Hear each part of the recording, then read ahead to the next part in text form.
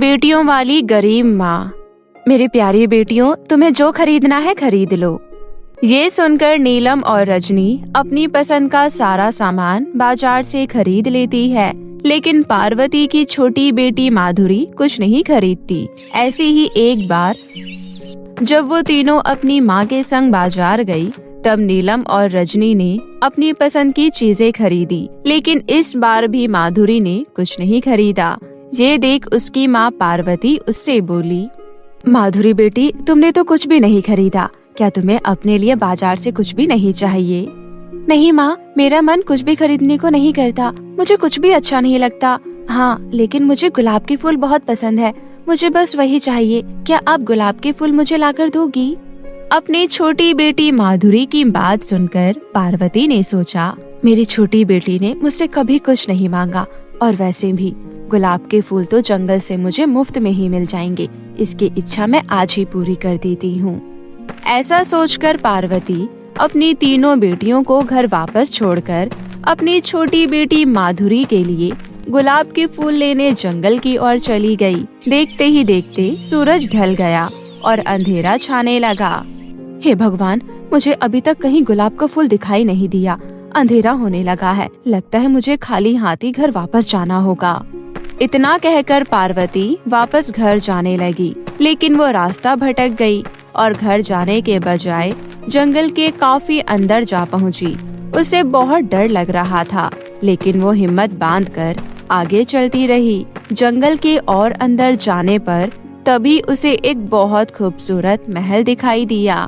अरे, इस जंगल में तो इतना सुंदर महल है, मुझे तो पता ही नहीं था।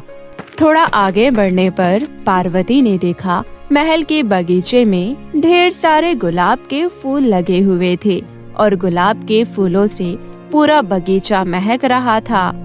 अरे वाह, इतने सारे गुलाब के फूल! बेटी माधुरी गुलाब के फूल देखकर बहुत खुश हो जाएगी। जल्दी से 2-4 फूल तोड़ लेती हूँ। जैसे ही पार्वती ने गुलाब का फूल तोड़ा, तभी उसके सामने एक भयानक राक्षस आकर खड़ा हो गया। तुमने मेरे बगीचे के गुलाब के फूल तोड़े हैं। मैं अब तुम्हें कैद करूँगा। तुम यहाँ से नहीं जा सकती। मुझे जाने दो, मुझे माफ कर दो। मेरी बेटियों का मेरे सिवा इस दुनिया में कोई नहीं है। बेचारी मेरे बिना अनाथ हो जाएगी। मैं तो अपनी छोटी बेटी माधुरी की इच्छा पूरी करने आई थी। माधुरी? अच्छा, तो तुमने उसके लिए मेरे बगीचे से गुलाब के फूल तोड़े। अब तुम्हें इन फूलों के बदले में मुझे अपनी बेटी माधुरी देनी होगी, नहीं तो तुम्हें सदा के लिए यही कैद रहना होगा। जल्दी बताओ।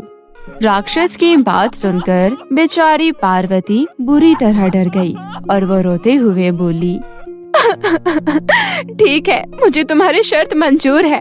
मैं एक के लिए अपनी बाकी दोनों बेटियों को अनाथ नहीं कर सकती। मुझे जाने दो, मैं अपनी छोटी बेटी माधुरी को यहाँ लेकर आती हूँ। ठीक है, जल्दी जाओ। पर मैं रास्ता भटक गई हूँ, मैं घर वापस कैसे जाऊँ? ये कहते हुए पार्वती ने गुलाब के फूलों को उठाया। तभी राक्षस ने जादू किया और पार्वती पलक झपकते ही अपने घर पहुँच गई। पार्वती को देखते ही माधुरी दौड़ती हुई उसके पास आई और बोली, माँ, तुम कहाँ चली गई थी? मैं कब से तुम्हारी राह देख रही हूँ। मुझे गुलाब के फूल नहीं चाहिए, बस तुम मुझे छोड़कर कभी कहीं मत जाना। मुझे तुम्हारी बहुत चिंता हो रही थी। तभी पार्वती ने कलेजे पर पत्थर रखकर गुलाब के फूल माधुरी को देते हुए बोली, बेटी, मैं तुम्हारे लिए फूल लेने गई थी। ये बहुत महंगे हैं। तुम्हें महल जाकर इन फूलों की कीमत चुकानी होगी, लेकिन मुझे ये नहीं पता कि तुम वहाँ से वापस आ पाओगी भी या नहीं। ठीक है माँ, मैं वहाँ जरूर जाऊंगी। माधुरी गुलाब के फूलों को पाकर बहुत खुश थी, इसलिए उसने अपनी माँ पार्वती की बात पर ज्यादा ध्यान नहीं दिया। उसके बाद पार्वती अपनी छोटी बेटी माधुरी को लेकर जंगल में बने उस महल में पहुंची। राजमहल के बाहर गुलाबों से भरा हुआ बगीचा देखकर माधुरी बड़ी खुश हुई। माधुरी बेटी, अब मैं यहाँ से जा रही हूँ। अब आगे जो कुछ भी होगा तुझे अकेली ही उसका सामना करना होगा। बेटी, मुझे माफ कर देना, मैं मजबूर हूँ। मुझे तुम्हारी दोनों बहनों की भी जिम्मेदारियाँ उठानी है। माधुरी को वहाँ छोड़कर पार्वती तेज तेज कदमों से अपनी दोनों बेटियों के पास चली गई वहीं माधुरी खुश होते हुए बगीचे में लगे गुलाब के फूलों को तोड़ने लगी और उसकी सुंदर सुंदर माला बनाने लगी। फिर जब वो महल के अंदर गई तो उसने देखा महल में बहुत गंदगी है। हे भगवान, महल के बाहर इतने सुंदर फूल लगे हैं और महल के अंदर इतनी गंदगी। चलो मैं ही इस महल को साफ कर देती हूँ। वैसे भी माँ ने कहा था कि अब मुझे यहीं रहना है। माधुरी जल्दी जल्दी महल की सफाई करने लगी और उसने महल पूरी तरह चमका दिया और फिर गुलाब के फूलों की माला से पूरे महल को सजा दिया। तभी अचानक भयानक राक्षस उसके सामने खड़ा हो गया। मैं यहाँ का मालिक हूँ, तुम्हें मेरी सेवा करनी होगी। अगर तुमने मेरी बात नहीं मानी तो मैं तुम्हारे पूरे परिवार को मार डालूंगा। नहीं नहीं, मैं तुम्हारी सेवा करूँगी, तुम किसी को मत मारना। ठीक है, मुझे बहुत तेज भूख लगी है, जाकर मेरे लिए खाना बनाओ, मैं अभी आता हूँ। उसके बाद राक्षस वहाँ से चला गया। फिर वो 3 घंटे बाद महल में वापस आया। क्या मेरा खाना तैयार है? चलो जल्दी खाना परोसो, मुझे बहुत तेज भूख लगी है। माधुरी राक्षस को दाल चावल और सब्जी परोसती है। ये तुमने मुझे क्या खिला दिया? मेरा तो मुंह का स्वाद ही बिगड़ गया। माधुरी राक्षस की आवाज सुनकर डरकर महल में बने मंदिर में चली गई और भगवान के सामने हाथ जोड़कर बैठ गई। तभी राक्षस की नजर महल पर पड़ी। ये मेरा महल है, इतना साफ सुंदर और सजा हुआ। इस लड़की ने तो मेरे महल की काया ही पलट दी। मुझे इसे इनाम देना चाहिए, मगर कहीं ये किसी लालच में तो नहीं। पहले मैं इसकी परीक्षा लेता हूँ। मुझे रूप बदलकर इसके पास जाना होगा। इतना कहकर राक्षस एक जख्मी खरगोश का रूप ले लेता है और सीधा माधुरी के पास जा पहुंचा। ओह प्यारे खरगोश, तुम्हें तो बहुत चोट लगी है। रुको, मैं तुम्हारे जख्मों पर जड़ी बूटी का लेप बनाकर लगा देती हूँ। माधुरी तुरंत जंगल में से जड़ी बूटी तोड़ कर ले आई। फिर उन्हें पीसकर उसका लेप बनाया। ऐसा करने पर माधुरी के हाथ छिल गए, पर वो खरगोश के जख्मों को साफ कर उसमें लेप लगा देती है। उसके बाद खरगोश यानी राक्षस गहरी नींद में सो जाता है। हे राम, इस खरगोश के खर्राटे तो बड़े ही भयंकर है। इन खर्राटों से तो मेरे कानों के पर्दे फट जाएंगे। तभी अचानक खरगोश को बहुत तेज छींक आई और वो तुरंत राक्षस में बदल गया। हे भगवान, एक राक्षस गया तो दूसरा राक्षस आ गया। एक छींक से खरगोश राक्षस बन गया। अब मैं इसे कैसे बचूं? माधुरी भागकर गुलाब के बगीचे में जाकर छिप गई और सोचने लगी, हे राम जी, अब मैं क्या करूं राक्षस से बचने के लिए? अब मुझे भी छिपना होगा। शायद मैं भी कोई भयानक चुड़ैल बन जाऊं। इसका मुकाबला तो मैं तभी कर सकती हूँ। माधुरी ने नाक में जल्दी से गुलाब के फूल की डंडी डाली और जोर से छींकी।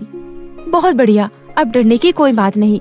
अभी मैं खरगोश राक्षस का काम तमाम करती हूँ। अरे ओ खरगोश राक्षस, जरा सामने तो आ। मैं तुझसे डरने वाली नहीं। तुझे क्या लगा खरगोश कि तू एक छींक में राक्षस बन सकता है? तो मैं क्या चुड़ैल नहीं बन सकती? देख मैं क्या बन गई हूँ। राक्षस माधुरी को देखकर जोर जोर से हंसने लगा। तुम अभी भी माधुरी ही हो। और सुनो, मैं कोई खरगोश नहीं बल्कि असली राक्षस हूँ। क्या तुम मुझसे शादी करोगी? तुम मुझे बहुत पसंद हो। मैं और राक्षस से शादी? ना बाबा ना, तुम तो मुझे पहली ही रात में खा जाओगे। मैं तुमसे शादी नहीं करूँगी। मैं जानता हूँ मैं बहुत बदसूरत हूँ, इसलिए मुझसे कोई भी शादी नहीं करना चाहता। मेरे लिए तो यही अच्छा है कि मैं मर जाऊँ, लेकिन डर के मारे कोई मुझे मारने भी नहीं आता। तुम मेरी मदद करो।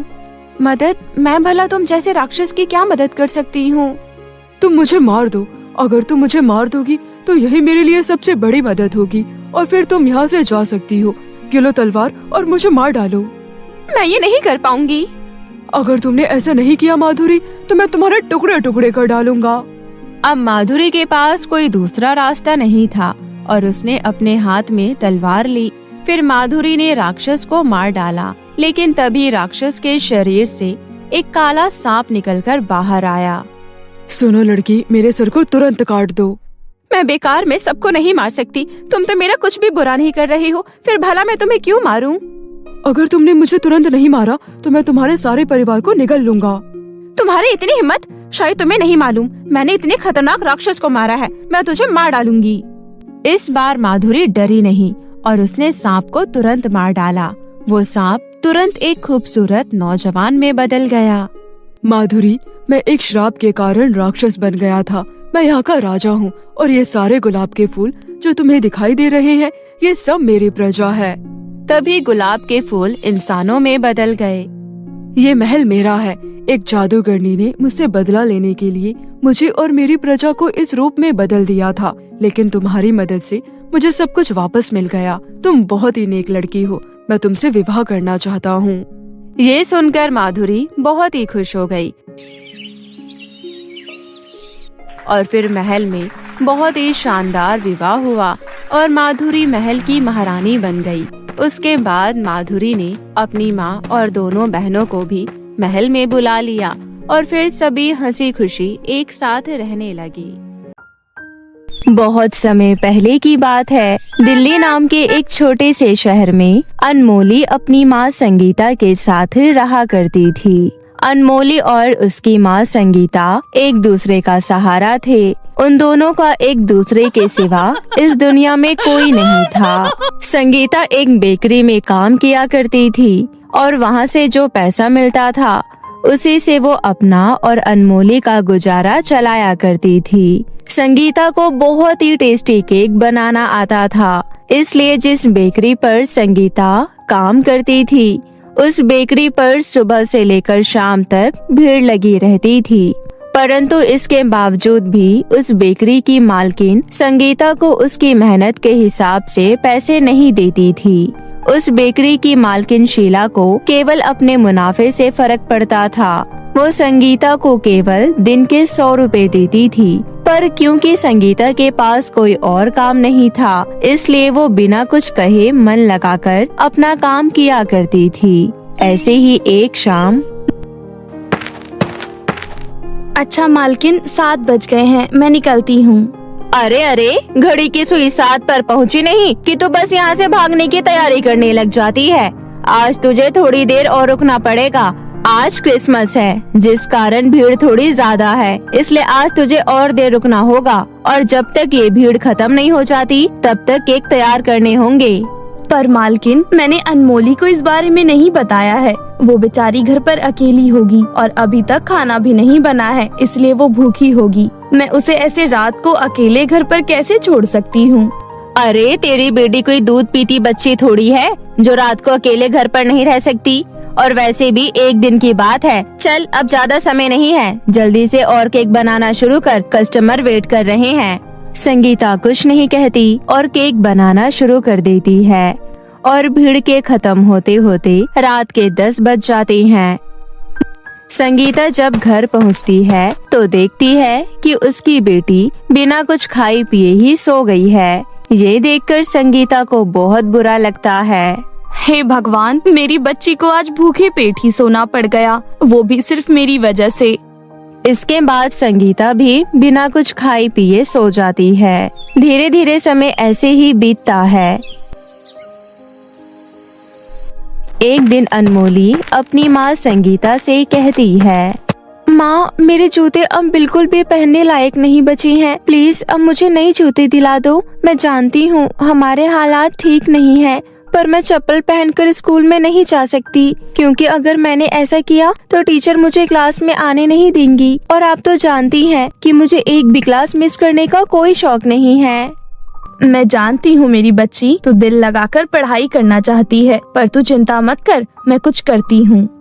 इसके बाद संगीता बेकरी पर जाती है और काम करती है और फिर जैसे ही शाम होती है वो उस बेकरी की मालकिन शीला के पास जाती है और कहती है, मालकिन, मुझे आपसे कुछ बात करनी है।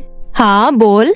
मालकिन, मुझे आपके यहाँ काम करते करते लगभग 4 साल हो गए हैं, लेकिन अभी तक आपने एक बार भी मेरी तनख्वाह नहीं बढ़ाई। आप तो जानती हैं कि इन 4 सालों में महंगाई कितनी बढ़ गई है और मेरी एक बेटी भी है, उसके भी खर्चे दिन पर दिन बढ़ते जा रहे हैं। इसलिए मैं चाहती हूँ कि आप मेरी तनख्वाह बढ़ा दें। तेरा दिमाग तो ठीक है। अरे बेकरी आजकल इतनी चल नहीं रही है। मैं तो ये सोच रही थी कि कहाँ से पैसा बचाया जाए, और तू मुझसे कह रही है कि मैं तेरी तनख्वाह बढ़ा दूं। ऐसा नहीं हो सकता।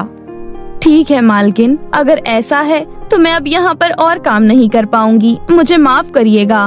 तू मुझे काम छोड़ने की धमकी दे रही है? अरे अगर तुझे जाना है तो जा। तेरी जैसी बहुत सारी औरतें हैं जो मेरी इस बेकरी में काम करने के लिए मरती है। तुझे मेरी जरूरत है, मुझे तेरी नहीं। शीला की ये बात सुनकर संगीता वहाँ से जाने लगती है।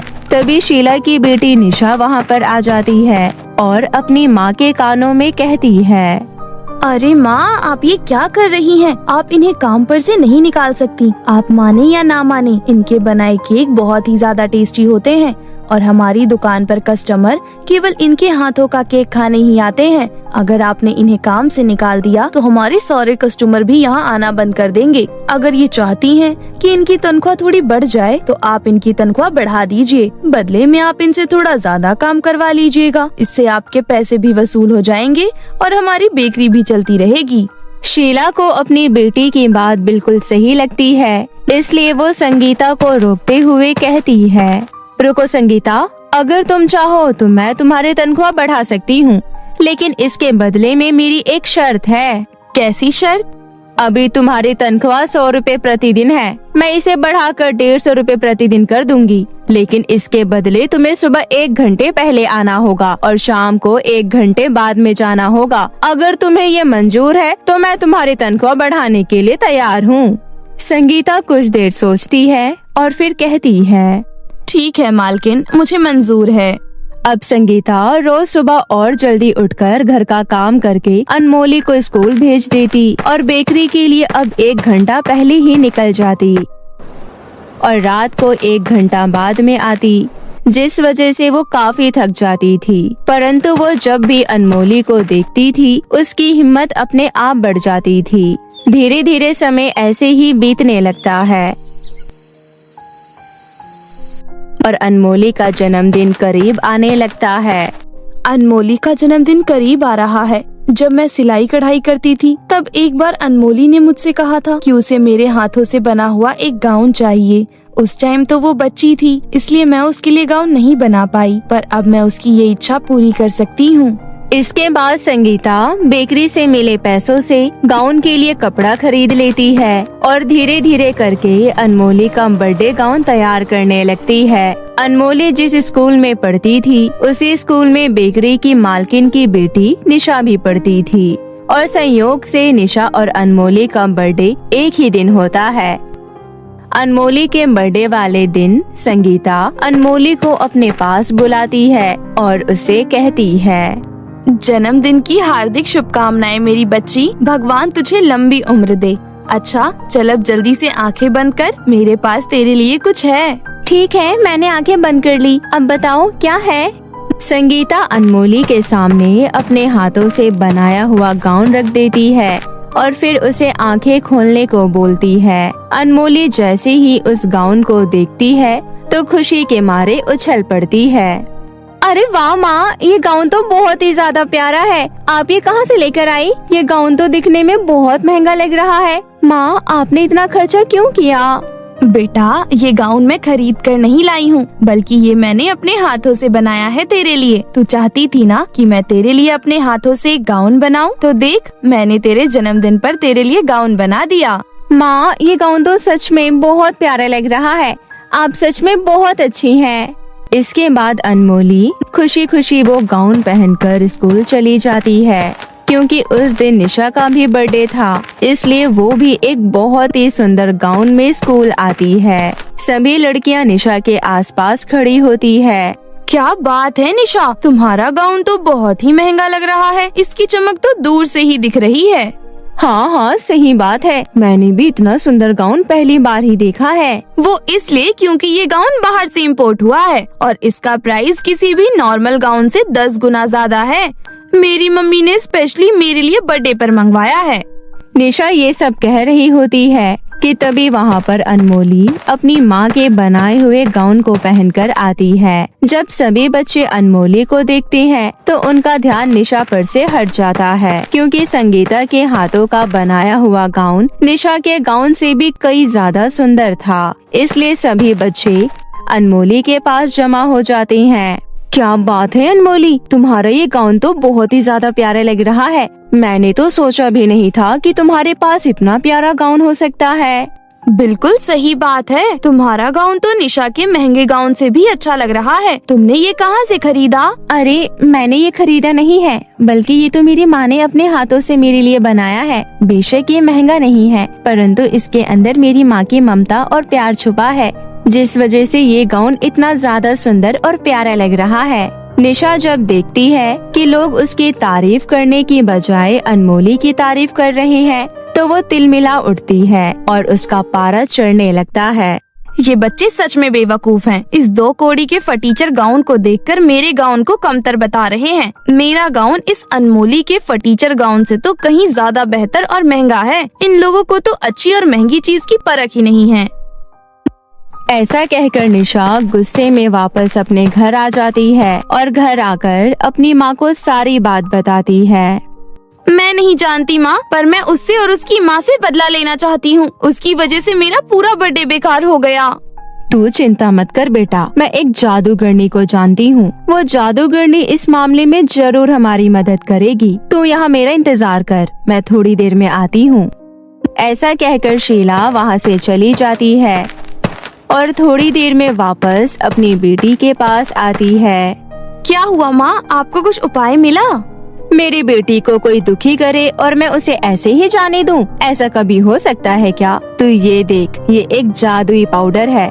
इस पाउडर को मैं जिस भी गाउन पर छिड़क दूंगी वो गाउन श्रापित हो जाएगा और उसके बाद उस गाउन को पहनने वाला व्यक्ति जहाँ भी जाएगा वहाँ केवल बर्बादी लेकर जाएगा। अब तेरी बारी है, तुझे कैसे न कैसे करके इस पाउडर को अनमोली के गाउन पर छिड़कना होगा।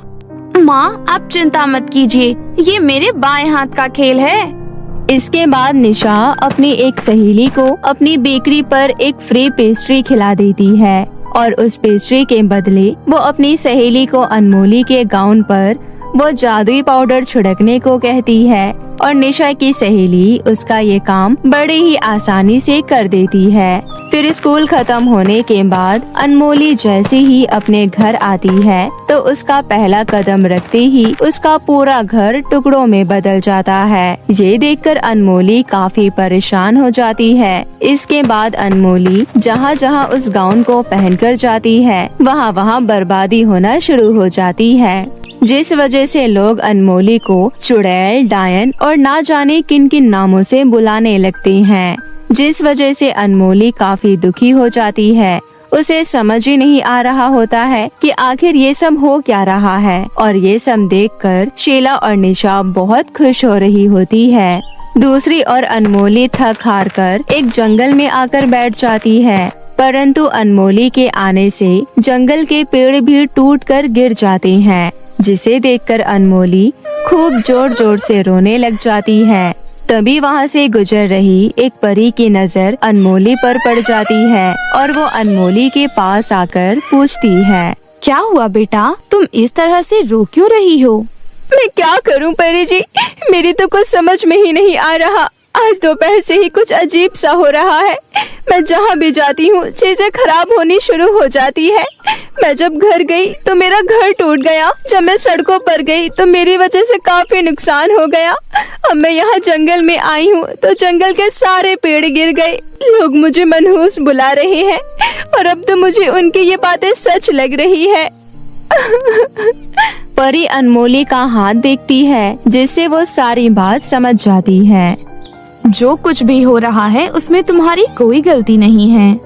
मैं कुछ समझी नहीं।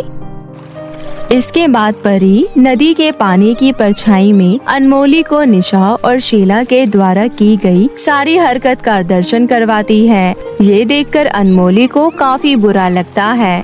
जो कुछ भी हुआ वो सब ठीक हो जाएगा। इसके बाद परी अपनी छड़ी घुमाती है और अनमोली के गाउन पर लगा वो सारा पाउडर हवा में उड़ जाता है। साथ ही साथ अनमोली का गाउन परी के जादू की वजह से जादुई हो जाता है।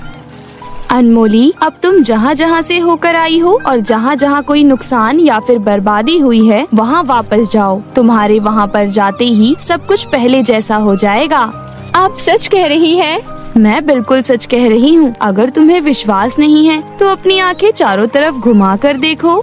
जब अनमोली अपनी आंखें घुमाकर देखती है तो उसे अपनी आंखों पर विश्वास नहीं होता। जो पेड़ उसके आने से गिर गए थे वो वापस से ठीक हो गए। ये देखकर अनमोली बहुत खुश हो जाती है और परी का धन्यवाद करके वापस हर उस जगह पर जाती है जहाँ उसकी वजह से कोई न कोई नुकसान हुआ था और उसके वहाँ जाते ही चीजें वापस से ठीक हो जाती है। इसके बाद अनमोली अपने घर आती है और उसका घर भी ठीक हो जाता है। परंतु तभी उसे पता चलता है कि निशा और उसकी माँ की बेकरी अचानक आई भूकंप की वजह से गिर गई है। लोग सही कहते हैं कि जैसे कर्म करोगे वैसे ही फल मिलेगा और निशा और शीला आंटी के साथ यही हुआ है। इसके बाद अनमोली अपनी माँ संगीता के साथ केक काटकर खुशी खुशी अपना जन्मदिन मनाती है।